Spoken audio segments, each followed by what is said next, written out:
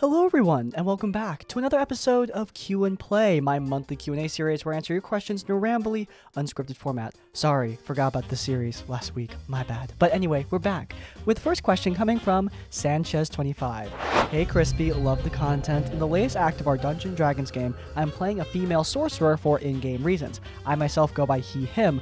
What advice would you give for role-playing as a gender you yourself don't identify as? I actually get this question a lot, which I think is a good thing. I think it's good that people are thinking about and are sensitive to the fact that, sometimes it can be weird to play a character that is not like yourself, and you obviously don't want to mess that up. I like that there are people who are cautious and aware of that. However, I don't want people to be too cautious and aware because you play characters that aren't like you all the time. Of course, when it's stuff like gender or sexuality, there are obviously plenty of horror stories out there, both from within Dungeons & Dragons and from outside of Dungeons & Dragons. I mean, think of how many cringy Hollywood performances there are of gay characters, for example, or think about the subreddit men writing women. I mean, goodness, there are so many cringy stories of men not understanding how to write women or how to do it without acting creepy, and you don't want to be that. But as long as you're not weird about it, as long as you treat this character just like you treat any other character, I frankly think that that's enough not to make this a problem. I typically play female characters. I make more female NPCs than I do male NPCs or NB NPCs, and I think that's just a coinky-dink. I don't know why. I just get a femme vibe from most of the characters that I create. It just kind of is what it is. Now, as a dungeon master, I do this so often that I do look into writing advice for writing women. Schnee has a great video covering the show Arcane and how Arcane writes women, all different types of women, and I think that that video is really good. If you want the same video for men, he also has that video for men, and both are really excellent at showcasing how to write men and women in a variety of different ways. I think taking time to invest in that kind of education is good for you, just in general, but, I don't think it's necessary. You don't need to be some pro writer to play a character that is not like you. Just make sure to not treat it any differently from how you'd play any other character, and be sensitive to what you say. And if someone seems uncomfortable, ask them why and listen to what they say. I think it's perfectly possible to play characters that aren't like you. Just don't be a weirdo. That's it. Question from Kiwi the Fruit. Flea Mortal's favorites. I'm looking at it because of your recommendation. Amazing, by the way. Glad to see people going to the true monster manual. But yeah, my favorite monsters from Flea Mortals would have to be the demons. The demons are absolutely terrifying, though they should be used conservatively. Demons have the ability to very easily kill players. Basically, if they reduce you to 0 hit points, you make a wisdom saving throw with a low difficulty class, a low DC. If you fail, you die. Now, I think there is a degree of harshness there that I take out. Normally, if you fail this saving throw and die, the demon eats your soul, meaning you cannot be revived by anything short of a wish spell, which I generally take that part out because I think the threat of instant death is enough to ward off player characters, and I think the additional threat of no revivification is a little bit too much, at least for my game, even as somebody who likes harsh combat. I usually just keep that away, but I frankly love the threat of danger these demons pose. I love how terrifying they are to my player characters because my players know that if they fail a saving throw on 0 hit points, they could instantly die, meaning they don't want to go to 0 hit points at all. It changes the way they play the game. No more death whack-a-mole, no more being okay or casual about rolling death saving throws. They know that every time they hit 0 with one of these things around, the threat of death is very, very real. So they know to be extra cautious. Sometimes, in fact, most of the time when they see a demon, they try not to get into a fight at all because they're not sure if they could take it on. I'm also a big fan of basically all of the minions in Flea Mortals. I'll throw these things at my players wholesale, often reskinning them because honestly, the minions, they really just exist to be reskinned. Each minion is very easily killed. They die instantly if they get hit by an attack roll or fail a saving throw. If they succeed a saving throw, well then we play with their hit points, but frankly that rarely happens because they also usually have garbage stats. And these things can be thrown at your players wholesale very easily. And they're really easy to reskin, unlike normal D&D monsters made by inferior developers. Flea Morals monsters are each pretty unique, but here, with minions, they're a bit more typical. Only one thing really sets them apart. Like zombies, for example, can reduce your movement speed if they get their group attack on you. You can easily reskin that ability to a ton of different things because piling on top of an enemy and slowing them down isn't a zombie exclusive thing. You can give that to all sorts of different things. I know some people that are tired of me bringing up this book, but I'm serious. This is some of the best TTRPG game design I have ever seen. Blows so many other developers out of the water with the amount of care and effort that went into writing this. Matt Colville put out a tweet where he said that being an influencer does not mean he's going to work with you, because being an influencer does not mean you're a game designer. And yeah, I can really see that. Like, I can see the difference between a book written by somebody who just likes playing D&D, whereas a book written by someone like Colville and his team, people who are actually game designers, who have years, decades of experience, who love this game, but also love the art of designing the game, which are two different things. One thing that I hate about modern critique, not just in the tabletop world, but the world of entertainment in general, is the idea that loving a property confers expertise on how to make new things in that property.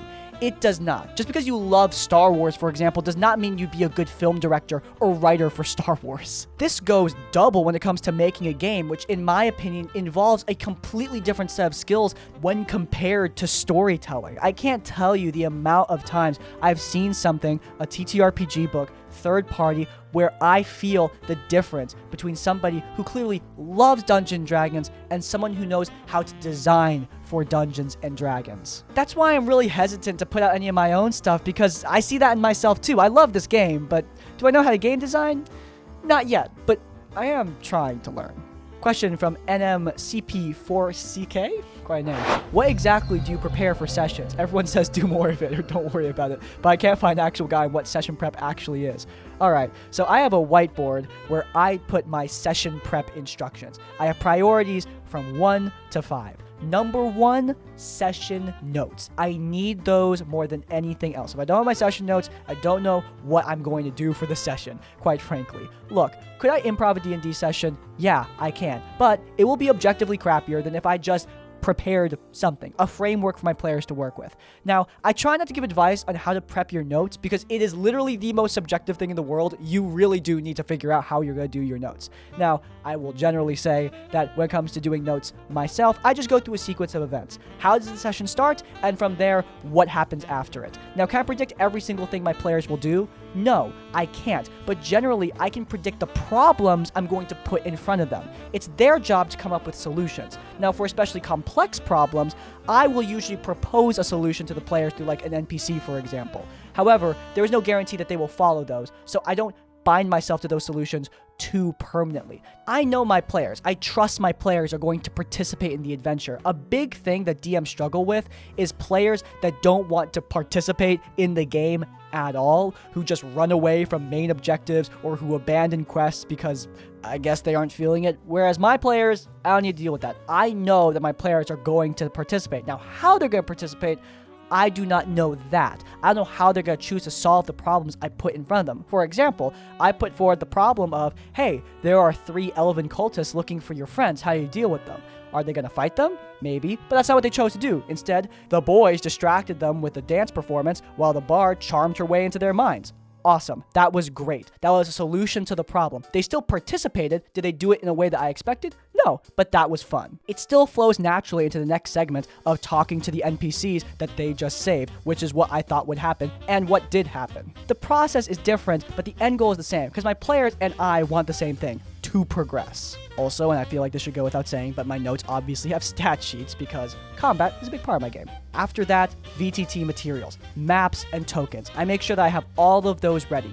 Now, I have a very large library of both maps and tokens. I don't usually need to do too much work. The main thing with maps is line of sight. That is a pain in the butt. I need to make walls so that my players can't see through the entire dungeon, and yeah, that can take a while, maybe 30 minutes, so that is a bit annoying. So I try to do that before the session, well before the session, just so I can focus on more story-based stuff before the actual game starts.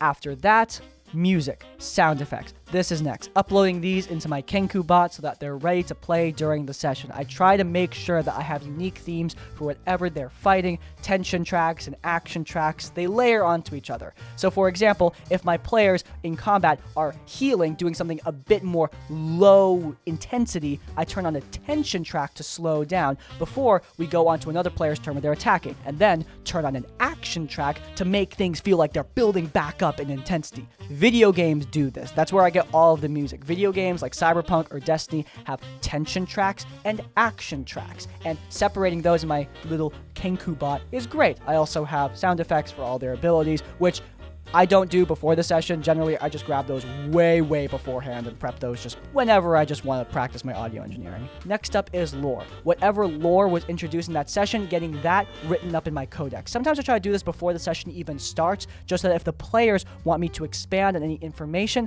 I have it ready for them. And finally, supplementary materials. Updating my party's quest log or updating like the world map, for example. These are cool things for the game, but are they wholly necessary to run the campaign? No. So yeah, those are my 5 priorities. And do I get to all 5 of them? Usually not. I usually just get through the first 3: notes, music, sound effects, maps. Those things are necessary to run the session. Music, sound effects being the least necessary of all of them, and notes being the most necessary by far. All of this is written out on a whiteboard so I can always reference it. I think you should do that too. Write down your system for whatever you're doing. Therefore, you actually, remember the system. And hey, this doesn't need to be my system. It could be whatever you want. Just make sure it's something that works for you. Question from Easiest CC. How do you make a world with tons of lore, also not make it intimidating for players to learn?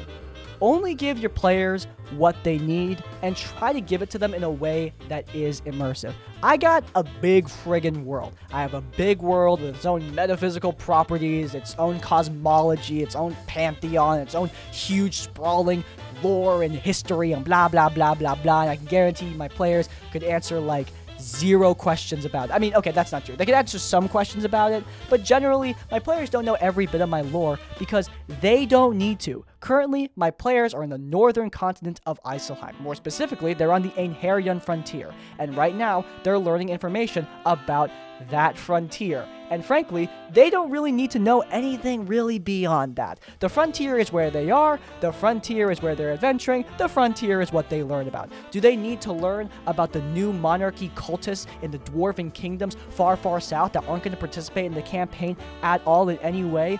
No. They don't. Not at all. I do give players pre-campaign primers nowadays. I am starting a new D&D actual play soon, very soon, a month from now. So for those players, I gave them a primer. I gave them the pitch, which is just under a page, super easy to read, the hooks for their backstories, which, again, I'm not showing any of this because spoilers, and then finally, a little codex of lore entries, small little paragraphs, each for a specific thing, like a paragraph describing the city they're in, a paragraph describing the leader of said city, etc., etc., etc. This codex is completely optional. They can look through it to learn general terminology or characters, but it is just general lore information and is not required. I think having a primer like this is good. I don't think you should need it to start a campaign in general. I think you should just have the pitch and some backstory hooks. That's enough. But having extra information can't hurt. Conveying that information throughout the campaign is where your real strength needs to lie. Being able to figure out how to tell your players in an interesting way the lore of your world is a skill, and one I haven't totally mastered, but exposition through NPCs that the party likes is the method I generally go for. Names are especially great, rather than just saying, oh, there's a trading company here to pick up some stuff. Say, the collective is here, dealing with their mind killers that they use for their eldritch experiments. That is interesting. Heck, it might provoke your players to ask questions of who the heck that is, and there you get your lore dump. Easy peasy. What's your beef with the False Hydra? Its mechanic seems pretty cool and operates on a similar level with the Silence from Doctor Who. I don't know what that is either. And I don't have beef with False Hydra. I don't have a problem with it. It's just the stat sheets I've seen are all just really stupid.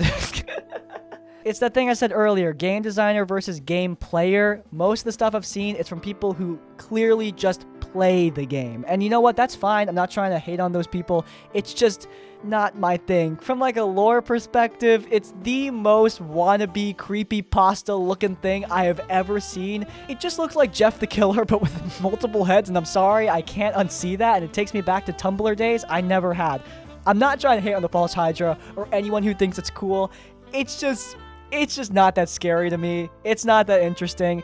And again, no hate, but just not my taste. Question from Buck Bentley. What do you and your group do for food at IRL D&D games? Does the host cook? If so, what food? We don't play at times where we would be eating food, so I just starve my D&D players, let them rot and scream and struggle. It makes the game more fun. Final question from Coyfour. Do you have any more cosplays you'd love to do in the future?